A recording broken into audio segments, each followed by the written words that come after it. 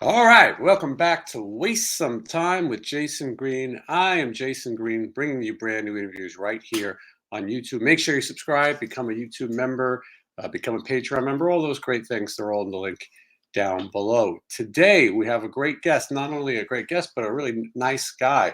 It's rare in music that you find people who have all those things combined. So, Perry Richardson, probably best known from the band Firehouse. That's where I first became familiar, but currently in the band Stryper since 2017. Beginning April 14th, Stryper will be on the road, and you need to go to stryper.com, check out the dates. Going to be playing a lot of shows this year in promotion of the new album, The Final Battle. We're going to talk to Perry in just a minute.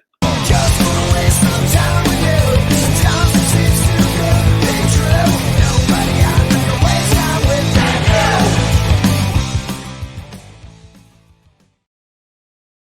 you. Here he is, Perry Richardson. What's up? How you doing? Good to see you, Perry. You too, man. I'm fortunate. I've known Oz Fox for quite some time here in Las Vegas, and such a great guy.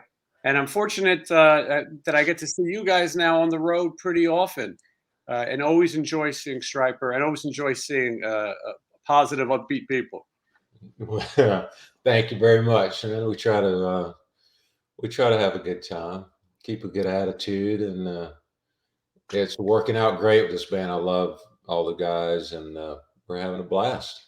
There is a family to the Stryper band. Everybody, wives as well. Everybody is involved in it, and sometimes you guys will get somewhere before a show, and like a mini vacation, which is nice that you guys like to do those things together and take advantage of. Sometimes these fly dates can be murder. Yeah, the fly dates are pretty rough. We just got back from a 3 date fly thing. We flew in and had to drive minivans to 4 hours or more to each show. It's draining, but it's it's still fun. Better than working in an office somewhere. I say the same thing. Yeah, and even though it's draining, sometimes you have that time when you can sit back and go, you know what, that was pretty cool. You just went to Australia. Not everyone goes there.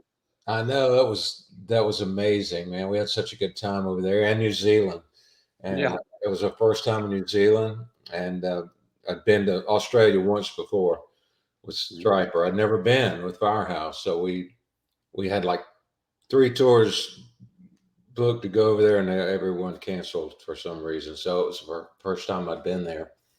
Yeah, and yeah, we'll talk a little bit more about the Stryper family in a minute. I want to go back though, talk a little about you. Grew up in South Carolina, right? Yeah, Conway, born in Conway. It's right near Myrtle Beach. Everybody knows where Myrtle Beach is. So um, I just recently moved back home. So I am back in the Myrtle Beach area, and I'd been in Nashville for like 17 or 18 years. So I just moved back about 4.5 years ago. Yeah, it's funny when I see you on the road, I always mix up my southern places. I'm like, "Are you in Nashville? Are you in North Carolina?" Now I've got it. You're back home in South Carolina. South Carolina. How old are you when you decide you want to play music? Well, I really young. I mean, the first thing I did musically was I was started singing in a gospel quartet when I was maybe 7 or 8 years old, man, something way back. And got the bug then, I guess, and then I really didn't get into rock until I was maybe 14. Uh, I heard Sly and the Family Stone for the first time and changed my life. So I'd only been listening to Southern gospel and country and stuff like whatever my dad listened to, and started listening to some other stuff and really got hooked on it. So he played bass and acoustic, so there was a bass laying there, so I kind of picked it up and started playing along with stuff when I was about 14. So that's when I started playing and really knew I wanted to do this for a living. Did you play guitar also, or did you know bass is what you wanted? No, I stuck mainly to bass. I mean, I never tried to learn guitar much, and fiddle around, play a few chords, but nothing I'd want anybody to see. But, yeah, I kind of stuck to bass and singing, and never really got into the guitar that much. One of the things that is slightly different about your career than most is you did go to college, right, and get a degree. Yeah, yeah. I promised my mom that she was like, "I'll help you any way I can if you go to college, graduate from college, and get your degree, and then we'll we'll go from there. See what you want to do." So I said, "Okay." As I went and got a Bachelor of Science degree in business management, and she kind of wanted me to go. She had it all lined up for me to go to work, and I was like, "Mom, we're gonna hit the road." I started. We had a band that we've been rehearsing for the last couple of years. I was in college, and as soon as I graduated, we hit the road. So Was that Max Warrior? yep, yep. And so yeah, so it's funny. I mean, the business thing isn't so bad because maybe there was times where those decisions come into play. You see a bad contract, or It did help. I mean, it helped out a lot. It was I was always in charge of the money, and I and Max Warrior pretty much ran the whole thing, like booking everything and keeping all the books and paying everybody what little bit of money that was. And so it did, yeah, it come in handy.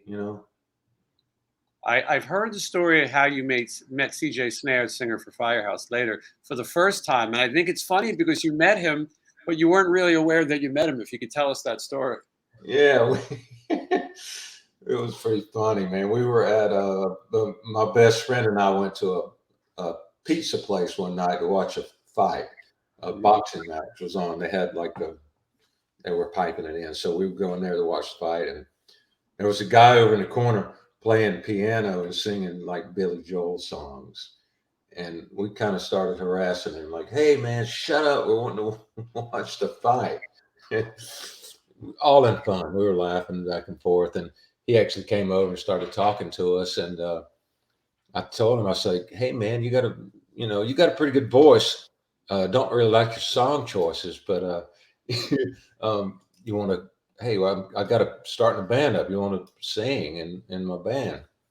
And he was like, "Man, I'm not from here. I'm from Pennsylvania, and I just come down in the summer sometimes and hang out for the summer and do this." But I was like, "Oh, okay. So nice meeting you. Good luck." And it wasn't until maybe a year after Max Warrior was together that we were talking one day, and he just mentioned, he said, "Yeah, I used to come down here all the time and play at a pizza place."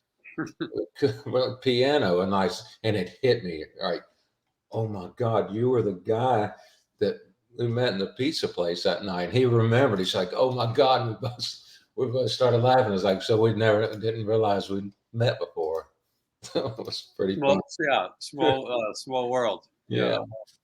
Of all things. It's funny when you tell the story for people around my age or your age. You can picture that. You can picture a pizza place and people hanging out and watching a fight, probably a Mike Tyson fight. At that point, it was such a big deal. Now everyone's at home streaming, but Yeah. Yeah. going out, and I can only imagine some knucklehead playing the piano when everyone's there to watch a fight. So it's funny where things would go from there. So you still need a singer for Max Warrior. Now we're fast forwarding a few years. How do you and CJ get in touch again?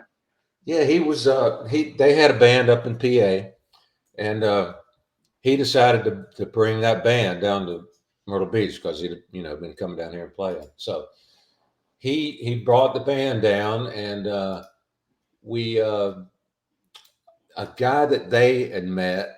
They were just like, "Man, we need a bass player." And this guy's like, "I got the guy for you," and they gave him my number.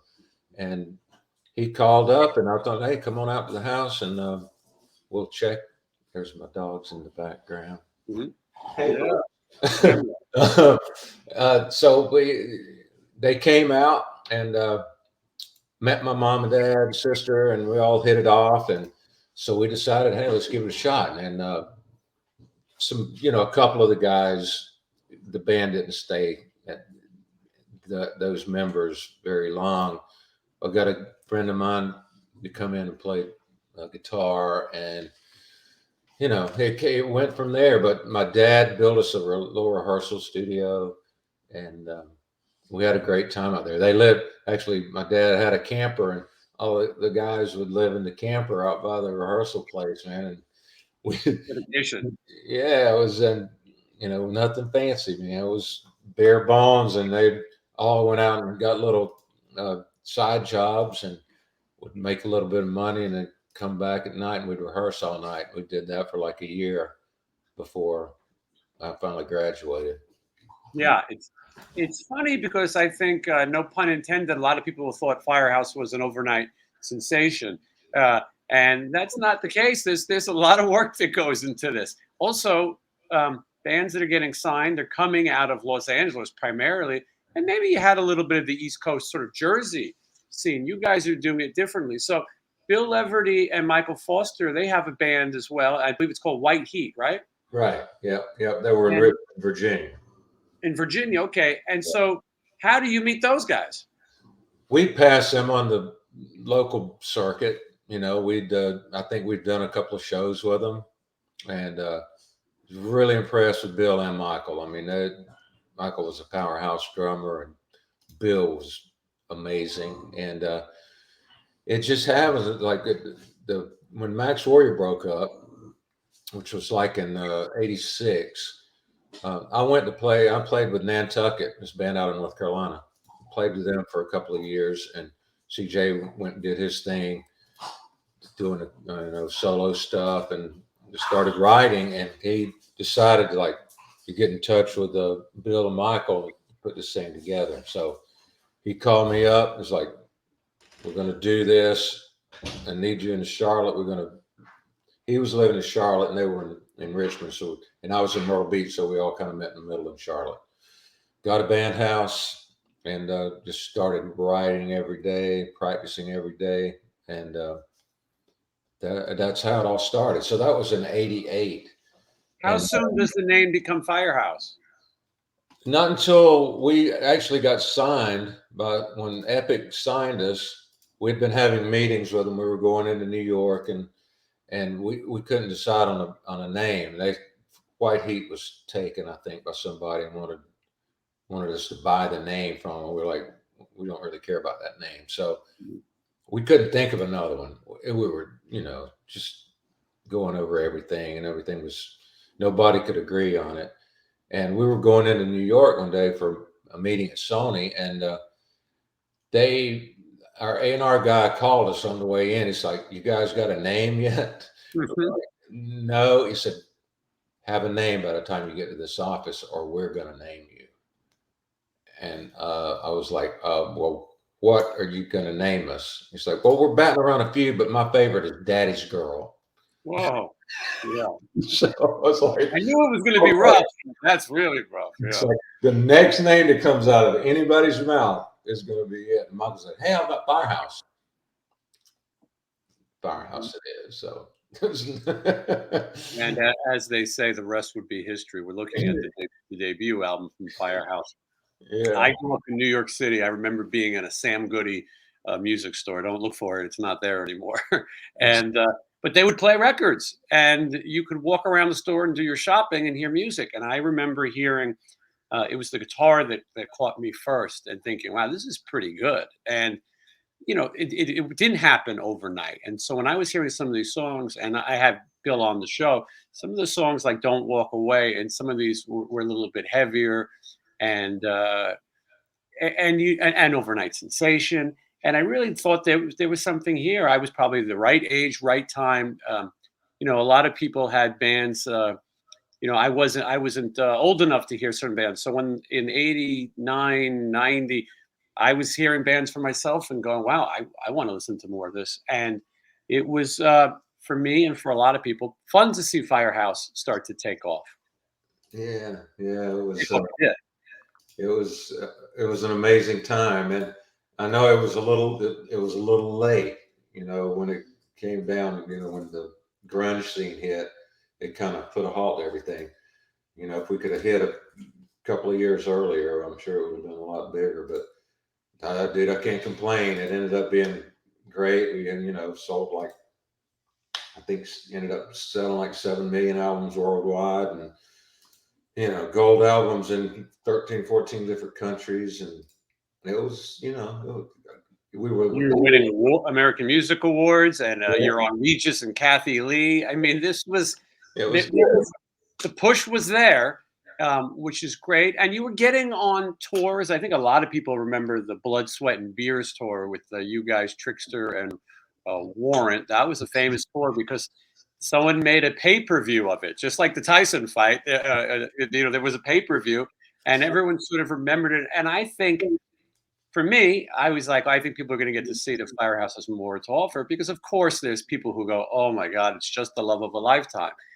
Not that that's not a great song, but there was so much more to the band, and you would show that on the records to come. I feel like you know, you're on 5 studio albums with Firehouse. I feel like they're all good, and you kept it going.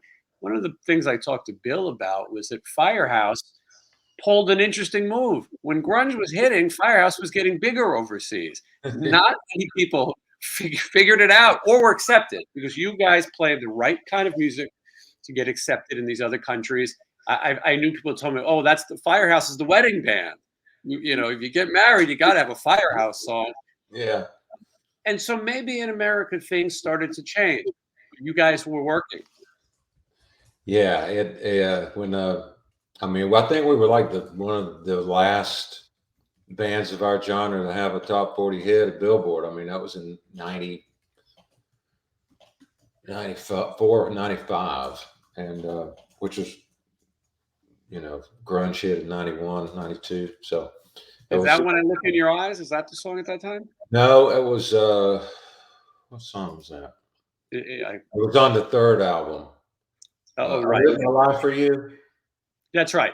Yeah. Yeah. You had those those ballads. You guys were like a journey for a minute. You know, people Yeah. loved And, you know, I have to say, I fought tooth and nail to keep Love of a Lifetime off that first record. them. I knew if we put that out, we were going to get pigeonholed as this, you know, wimpy little band doing stuff like that. And I wanted to be in a rock band. I wanted to be heavier, the better. And stupid me fought to keep it off. And look, it was the biggest song that we ever did. So I'm At least glad we it did was on there, you know, even though we kind of got put into that, you know, that wedding song category. But, you know, it kept us going, and we got to do the other songs on the record were all, you know, heavier stuff, and it was good. You know, it ended up, I can't complain about it, but Yeah, yeah, I even enjoyed the acoustic record. When good acoustics came out, I go, "Oh my God, here's a cash in. They're gonna just put out, you know, acoustic versions of songs you've heard." And I was like, "Wow, this is really thought out and fun, and the new songs too." And it was great because this is a time where the music has changed.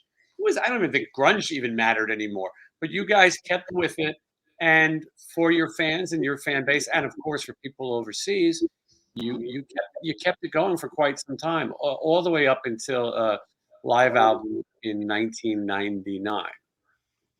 yeah, and that was the last studio when I was on Category 5 was in '98, and then that live thing came out. So that was the last album I was involved with. But yeah, it kept the Asian market kept us going. From, I mean, we were the first rock band ever play in Indonesia, um, Malaysia, Singapore, Thailand, Philippines. It was, I mean, there was, I think, 12 in Japan. That's 12 countries in Asia that we had gold albums in. That kept us going for a while, you know, and we would do a lot over there. So it was out of the country a lot of times, traveling a lot, but you know, it kept us going in the States, and we were able to still tour here in the States and do well, you know, in the club level. So And it's a rare thing because there was bands that were bigger, you know, your rap bands and a lot of the big bands. They didn't have that following overseas. While they might have been multi-platinum in America, especially in the territories that you're mentioning. yeah, we were lucky that they really liked our style of music, and especially the Philippines, man. They were just they still to this day. I mean, when I go on cruises, when we do the cruise ship thing, a lot of Filipinos work on the ships, and not even if it's a rock cruise. I was on a country cruise, and nobody even knew I was going to be on there. And I'm having dinner one night, and I'll look around, and there's like 100 people in line waiting to get my autograph. All workers on the boat, and they all either had a CD or that 90-minute long form video we put out, that Rock on the Road video. It blew my mind. I was like, where did this come from? And I found out they were all in the Philippines, and just they loved Firehouse, man. It was And we're loyal. Yeah, loyal to Firehouse. They were passionate. Yeah. It wasn't fair weather. So I moved to Las Vegas in early 2000, and I remember they were doing. After I was here for a while, they did the country music awards, and I remember seeing you in the airport. And I said, "Well, you're an easy guy to recognize." And I said, "Wow, that's Perry from Firehouse." Now, there wasn't as much music news at the time. Certainly, internet was at its infinite stage. Things were different, and so I was like, "What? How did he go from Firehouse to playing in these country bands?" And I still, to this day, am not sure. So, what happened with Firehouse in 2000, where you said, "I'm going to make a move"? I'd had enough. We were, if you listen to that last record I was on, Category 5, I was the main writer on that record. I had like 7 songs on there, and you can tell that it's a drastic change from all those other records. It was heavy. Yeah, it was. It went from country to really heavy stuff, and I just wanted to keep going and trying to push the envelope on changing the band, because doing that same stuff that we've been doing for the first 3 records, I was like, who's going to want to listen to this? Keep doing the same thing, and that's why I was trying to change. And then after that Category 5, they wanted to go right back to what we were doing, and I didn't want to do that. And there was a lot of strife and arguments about it. And CJ and I had been together since 1980, and we were pretty sick of each other by then. So I was like, I'll take it. It's like I'm gonna go to Nashville, and I was wanting to start a country band, but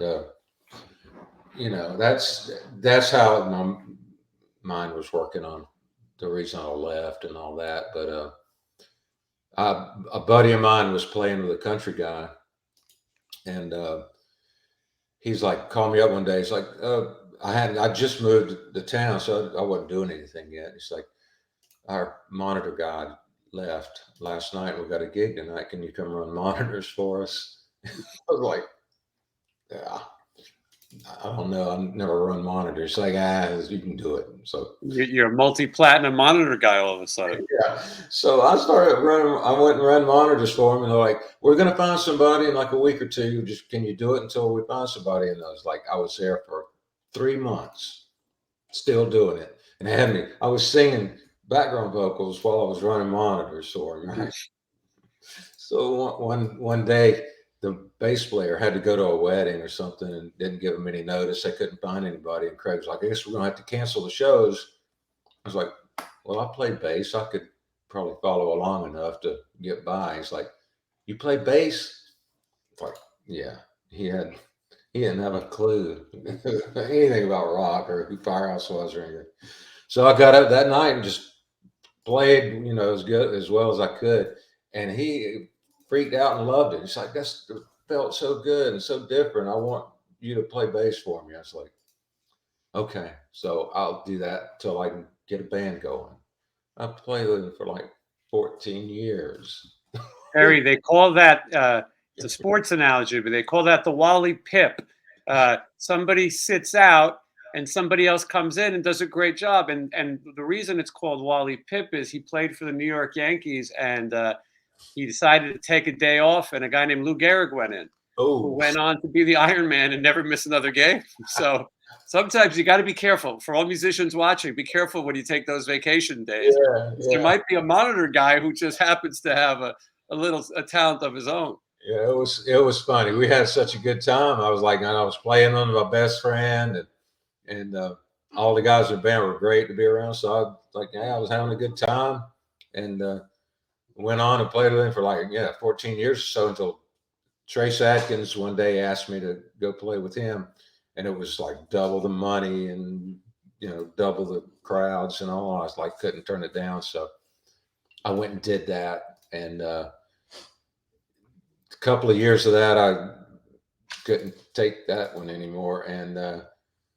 asked Craig if I could come back, and Yeah, Craig, we're talking about Craig Morgan. Craig Morgan, yeah. And I was like, he's just like, absolutely, you can come back. And so they. What happened with Trace that was too much for you? It was, boy, I don't want to talk about nobody. I understand. It wasn't Trace, Mm-hmm. but somebody in the band leader in that band was impossible. And like every day, we would have like 3 or 4 hour sound checks and rehearsals and changing song parts every day. And you just be and you're getting threatened to be fired if you make a mistake and all this stuff. And I was like, man, it wasn't fun. So I didn't want to be there. If it's not fun, I'm not going to, waste my time. So, yeah. So I just called Craig and it's like, dude, if you ever need a bass player again, I'm not with Trace anymore. So he said, okay, well, I think I might know somebody that needs a bass player. I'll call you back. So he called me back in like 15 minutes. He's like, I found you a gig. I was like, really? Who is it? He said, me. He's got this crazy laugh. And he said, come on back, dude. And I went back and played with him for 2 more years until Stryper called. Yeah, and it's interesting the way the paths change. It sounds cliche, but you've always sort of followed your heart in your career.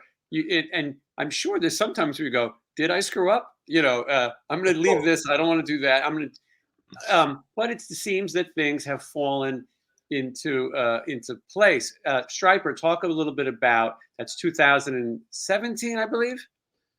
Yeah, 17 or 18 when I started. Yeah. Yeah, talk a little bit how that you're discovered. Oz has been on the show and he talked about it, but I want to hear the audience hear it. Yeah, when we didn't know each other, I mean, I'd opened for Stryper and Max Warrior. We opened for him in '85 in Charlotte, and we all got to hang out with them, and they made such an impression on me that they became one of my favorite bands. Loved the music and loved the guys that were so just down to earth, and they were so great. I mean, those 2 guitar players are amazing. And I was like, oh, wow, he sang his butt off. So I love the band, and the guy, the way that it came about is one of their managers had a band in North Carolina, and he opened for at the time we were still called White Heat. We just gotten signed, I think we were signed by then, and we'd done a couple of shows locally in North Carolina, and his band got to open for us, and we were playing the Switch in Raleigh, and we made an impression on him. He was like, you guys were so nice, and you talked to us and gave us advice and all this stuff on how to write and what to do to get a deal and all this stuff. And he said, I really remembered that, and it stuck with me. And when Stryper needed a bass player, he was at a show, and a friend of mine was a local promoter in North Carolina, and Stryper's manager asked him, he's like, or it came up that they might be looking for a new bass player. And my friend immediately wrote my name down and handed it to Dave. And Dave looked at my name. He's like, oh my God, this Perry from Firehouse. It's like, yeah. It's like, I hadn't thought about him. It'd be perfect. And he called the guys up and really pushed for me to get an audition with them. And so they called me up and like, learn these 4 songs and we'll fly you up and we'll jam and see how it goes. So Yeah, I remember Oz telling me that they, that either they had hired you or they're looking, and I said, "Well, what a perfect choice." I would have thought of it immediately, but I thought they need somebody who sings. Very important part of that Stryper sound, and I think it's good when a band gets somebody that's part of the genre that people know. I think people welcome somebody from another band. I'm sure there's plenty of Stryper fans who Yeah, listen to Firehouse, and I thought it was also cool that Stryper on one of the tours they did play the Firehouse song with you. we I think did. the fans get a kick out of that. Yeah, yeah, that was great. That was fun, and yeah, I mean, they were they we just I think we hit it off when I met them. They just seemed like brothers, and they said the same about me. They could tell that this is the guy we want. They didn't tell me right away. They like, we'll let you know, and they called me a few days later and told me I had it. Did you So did you think I better get to church now? These guys are gonna. You knew you were going to wear the yellow and black, but you liked that because you said when you were younger you already were wearing yellow and black. You were into it. dude, that was Um, my favorite color, and it was a lot their fault. I'm not going to deny that when right after I saw them, and or when we played with them, it was probably a year and a half after that when I got the gig with Nantucket that I bought my first new car that I ever bought with a truck. It was a little Nissan hard body, a 86 and a half Nissan. And I drove it off the lot. When I bought it, it was red, and I drove it off the lot. Went to my dad's friend's body shop and had him paint it yellow. And they got a personalized tag. It was a 777. And that was in 86, and might have been a sign. it was. And that's just, yeah, I've just been drawn to yellow and black for some reason all my life. And it's, most everything I've ever owned has been yellow and black. So it was meant to be. Yeah, absolutely. When the guys announced you, you said that it was the music that drew you to Stryper. You were a fan. It wasn't necessarily the religious message. Not that you're against it, and obviously you went to church growing up, and it was a part of your life. But it wasn't that. It's about the music. There's a lot of people I know. There's a lot of people I know who aren't Christian who are huge fans of Stryper. They love the music.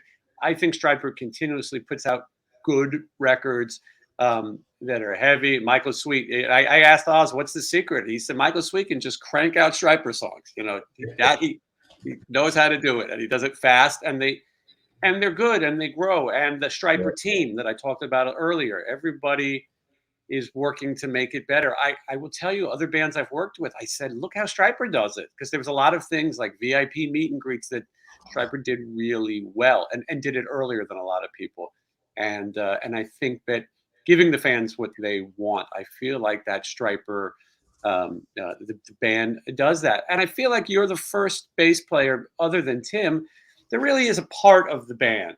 Maybe they would say something different, but Tim didn't play on a lot of the albums. He didn't play on probably the two biggest, and they had issues. He was in and he was out. He did the "To Hell with the Devil" 30th anniversary tour, and then they had their issues again.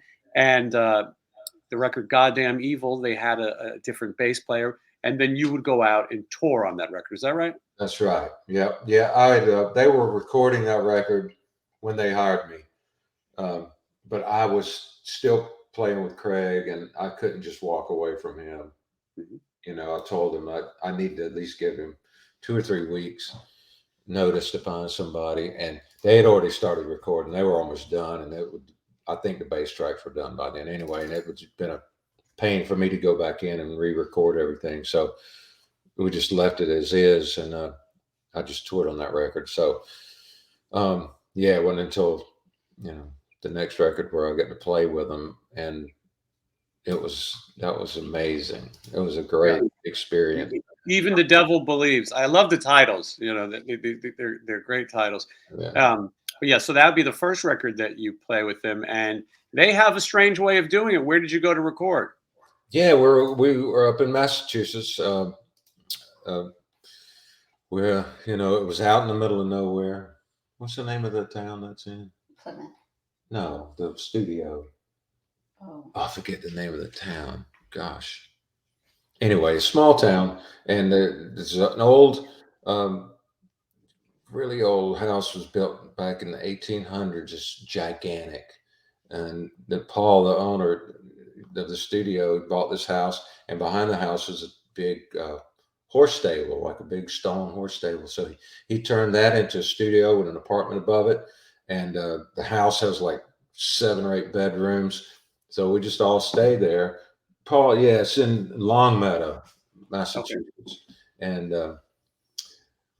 Paul McNamara is the owner there, and Danny's our engineer, and they're just the best people. And Danny's one of the best engineers I've ever worked with.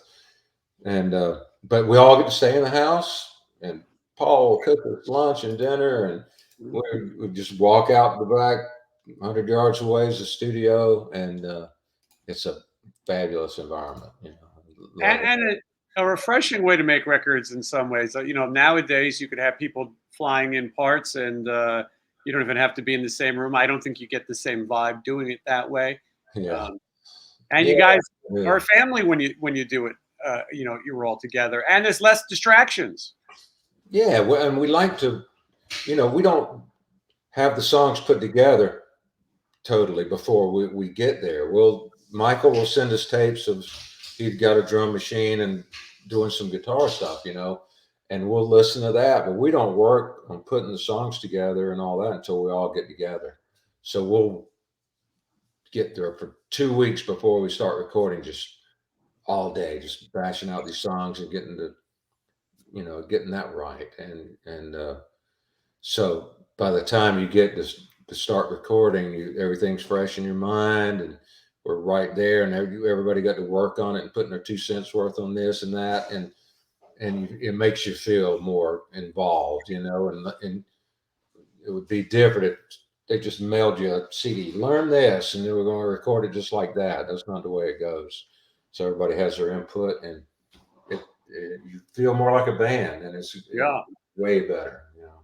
Yeah, it's definitely the way a band would do things, and definitely an old school method. But it's worked. There is a Stryper formula. We make these new records, make the videos.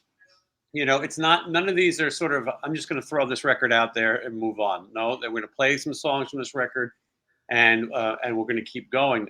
The Final Battle is the latest album, and again, another great Stryper record, heavy stuff. I had Michael on the show, and I said to him, I said, "Is this the final battle?" Of course, it's more dealing with biblical terms than it is actually ending it. But I told him that maybe you should have saved that one for when you were done. You know, if it would be like Kiss having the final battle in 1999. You know, which is when I saw the first farewell tour. But Yeah. it is another catchy title and great songs. And you guys are out there promoting it. I mentioned April 14th. You guys will begin hit the road. Dates all the way through August. There'll be more. That's not the end. There'll be dates added. You can go to Stryper.com. I'm looking forward to seeing you guys a few spots along the year, and then also the Monsters of Rock cruise, which you guys have done. Yeah, Before. I'm looking forward to that. That's gonna be fun. So we got some fly dates in Texas next week, and then after that we do the cruise. And then after we get back from the cruise, we'll go meet up in Nashville, get a tour bus, and we're out for like 6 weeks Right. covering. This time you're doing the real tour, not just the fly dates. And it's not easy. You know, you're going to be out there on Tuesdays and Wednesdays and Thursdays in strange places. It takes Yep. dedication to do it the old school way. Yeah, it's tough and it's expensive, and terribly expensive now. The bus rentals doubled since Mhm. 3 years ago, and it's tough. You don't make any money, but we feel like it's a great promotional thing for the record. You know, get to sell a lot of merch and CDs and stuff on the road, and just keep spreading the word. You know, that's what we want to do, and just push this record as hard as we can. Yeah, I tell people all the time who watch this show, go see your favorite bands, They came a long way to be with you. They came a lot longer to be with you than you have to go to see them. Don't have the old attitude. I'll catch them next time. Maybe this is the final battle. We don't know. Never know.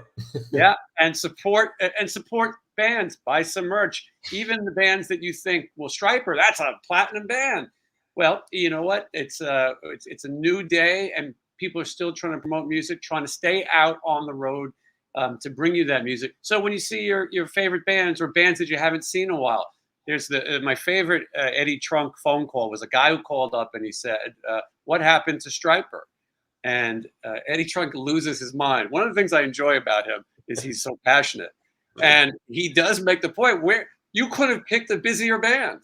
You know, you could not have picked a band that puts out a record every year that tours nonstop. Like, and as he says, there's no excuse not to go on Google and see what your favorite band is doing. Go to Stryper.com. You're going to hear a lot of music. You'll see a lot of tour dates. There's always cool merchandise. There's always something, from the Stryper van to different colored vinyl.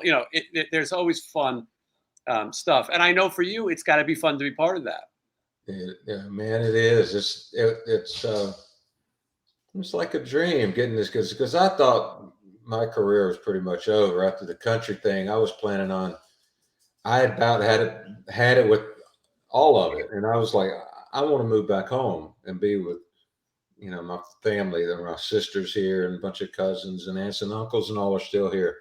And I would need to spend some time with them because I hadn't been around my family, been on the road since 1980, hadn't got to be with them much at all. And I was like, I'm going to move back home. I'll just quit. Now, as soon as I made that decision, like a week later, Stryper called. And I was like, man, if this happens, it's perfect timing because it doesn't matter where I live. I can move back home. They live all over the United States. We all just fly and meet up. And it happened that way and couldn't happen at a better time. And I'm just really happy to be here. Yeah, some things, as we said earlier, maybe are meant to be. Maybe there's some intervention in the world of Stryper. It would be nice to think so. So I want to make sure people go to Stryper.com and check out your music. I didn't talk too much about Clean Break. I should mention that too. That album came out last year on Frontiers, and Robert Sweet is a great drummer. Obviously, he's on the record with you. The singer is James Durbin, right? Yep. And that is available now. I mean, I know you didn't have much time to promote it, and Stryper is your primary gig. Yeah, that was they're on the Frontiers label, that the same label Stryper's on, and they do a lot of this. They'll put bands together like Iconic. Michael's been, him and the George Lynch thing, the Iconic thing, and they came to Robert and I and wanted to know if we wanted to do the thing with James Durbin, and I knew Durbin from American Idol. Thought he was an amazing singer. Met him when he was singing for Quite Right. The very first show that I ever played with Stryper was in Italy, and Quite Right opened for us. And he was a nice guy, and I was excited to do the record. I was like, sure, we'll do it. I mean, we did this the new way. They just sent me the material, and I played it here in town in Myrtle Beach. Got a buddy of mine owns a studio here, but changed it a lot. But you had the basic idea of what they wanted, right? So I did that and sent it back to them, and that record surprised me. It turned out really good. There's some great songs on there, and James is just an amazing singer. I love his voice, and I'm very proud to be on that. And I think we're going to do another one. So nice. That's great. And I think it's also fun that Robert is doing something different. He's done Stryper for so many years. I live here in Las Vegas. Unless I'm bringing Robert out to do an event, I brought him out to jam a couple of times. He's not leaving the house, so you're not seeing him at the very least. He's a bit reclusive. I went to the Sweet Stryper, a Sweet Christmas party, and I told my friends it's very rare that you see him out and about on the town. I think he'd rather be home if he wasn't touring. So it's great to see him playing on this record with you as well. Yeah. And I'll put a link in the description so people can check that out.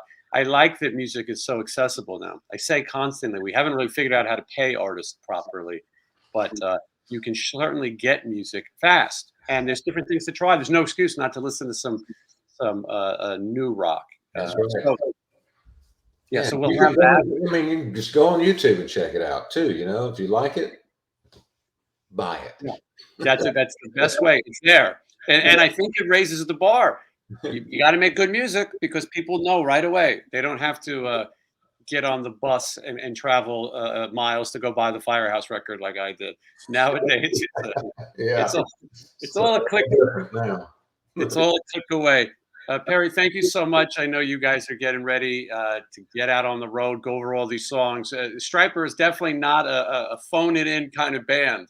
The set list rotates. There's some deep cuts there, and there's a lot of singing and a lot to do. So I know you've got work.